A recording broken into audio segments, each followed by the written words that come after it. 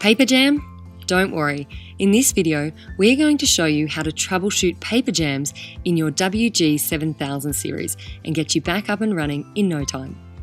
There are two areas where paper could be jammed, either inside the feeder cover or in the document feed scanning area. We'll address both of them for you. If you see this error message on your operations panel, a help guide will guide you through the next steps on your screen. Let's start by checking inside the feeder cover.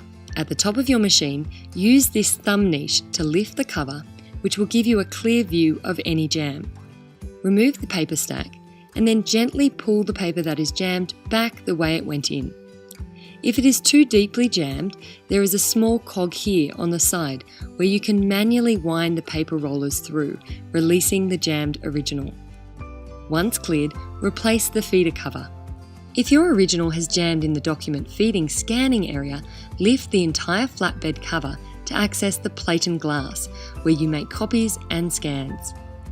Underneath the lid, you will see this small green lever. Flick it open to expose the paper jam. Gently thread it through until one side is free. Now pull the jammed original free from the machine and replace the cover and close the lid. Congratulations, with any jams now resolved, you'll be able to continue to use your WG7000 series.